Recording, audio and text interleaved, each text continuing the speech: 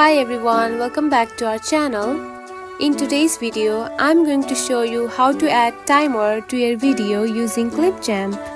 If you want to add something unique to your videos, which is something like adding timer on your video, this tutorial is for you. So let's get into it. First of all, find the Clipchamp app on your home screen. Now open it. Now choose one video that you want to add.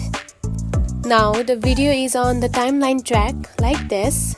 Now to add the timer, tap onto the overlay option right here. Then scroll to your right and here you can find the videos option. Now select it. Then tap onto the search option right here and type the word timer and search for it. Now scroll down and find the best video that you can add to your video. After choosing the video, tap on to next. Now the timer has been added to your videos like this. Here you can simply edit and adjust the timer video like this.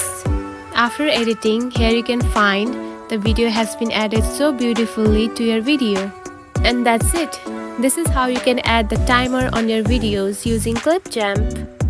If you found this video helpful, don't forget to like and subscribe for more tips.